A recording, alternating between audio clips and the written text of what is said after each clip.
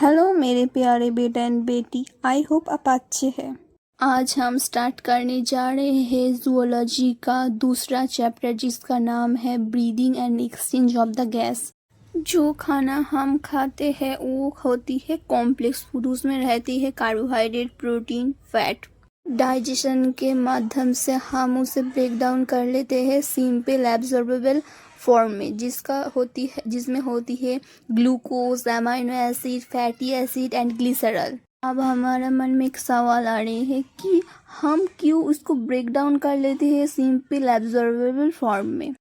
क्योंकि बेटा जो हमारा सेल होती है वो सिर्फ एब्जॉर्ब कर सकती है सिंपल फॉर्म, और उससे ही हमारा बॉडी का जो एनर्जी प्रोड्यूस हो सकती है सिंपल फॉर्म से ही। हम पहले ही जान चुके हैं कि ऑक्सीजन जो होती है वो इनडायरेक्टली हेल्प करती है कॉम्प्लेक्स मॉलिक्यूल को सिंपल मॉलिक्यूल में ब्रेक डाउन करने के लिए, और जो CO2 होती है वो होती है हार्मफुल एंड हमारा जो कैटाबॉलिक रिएक्शन होती है बॉडी में उसमें पार्टिसिपेट करती है। CO2 जो होती है वो हमारा सेल को दिया जाता है और CO2 जो होती है वो सेल से निकलती है।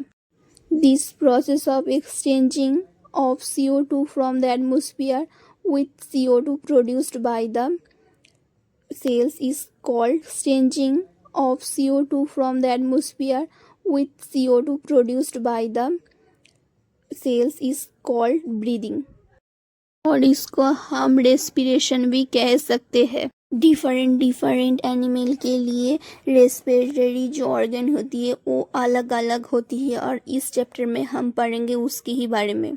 रेस्पिरेटरी ऑर्गन होती है वो दो चीज़ में डिपेंड करती है, एक एनिमल कहाँ रहती है और एनिमल का ऑर्गेनाइजेशंस क्या है उसके ऊपर डिपेंड करती है एनिमल का रेस्पिरेटरी ऑर्गन क्या होगा। अब तुम्हें समझ नहीं आएगा कि लेवल ऑफ ऑर्गेनाइजेशंस क्या होती है, वो हम कुछ चैप्टर बाद ही पढ़ेंगे, तब तुमको एकदम क्लियर से समझ आ जा सकती है। हाँ, लेकिन हम एक बार देख लेते हैं क्या क्या होती है respiratory organ. Phylum porifera, phylum coelenterata, phylum platyhelminthes and aschelminthes का जो रेस्पिरेटरी ऑर्गन होती है वो होती है उसका जो बॉडी होती है simple diffusion across the body wall. Body का जो वॉल होती है उसके माध्यम से ही वो रेस्पिरेशन कंप्लीट करती है। फाइलम एनेलिडा का जो रेस्पिरेटरी ऑर्गन होती है moist cuticle arthropoda. Phylum arthropoda gills, book lungs, tracheal system के माध्यम से उसका रेस्पिरेशन कंप्लीट करती है। मोलस्का का जो रेस्पिरेटरी ऑर्गन होती है वो होती है गिल्स लाइक फेदर। इकाइनोडर्माटा का होती है ट्यूब फीड एंड हेमिकॉर्डाटा का होती है गिल्स एंड कॉर्डाटा का होती है जो साफ फाइलम वर्टिब्रेटी होती है। कॉर्डाटा का जो क्लास होती है उसमें रहती है फिश का रेस्पिरेटरी ऑर्गन होती है गिल्स। एम्फीबियन का रेस्पिरेटरी ऑर्गन होती है gills, buccal cavity, skin, lungs and जो रेप्टाइल, एव्स एंड मैमल्स का होती है लंग्स के सहारा से वो रेस्पिरेशन कंप्लीट करती है।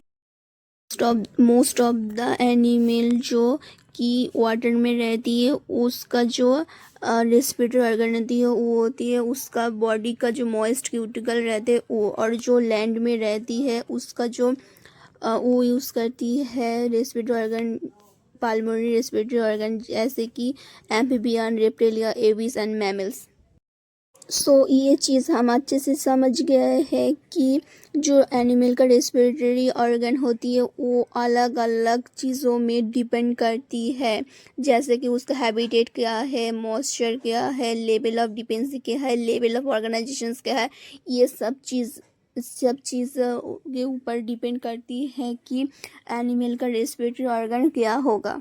आज इतना ही काफ़ी है, कल हम पढ़ेंगे ह्यूमन रेस्पिरेटरी सिस्टम के बारे में। Thanks beta, thanks for watching my videos.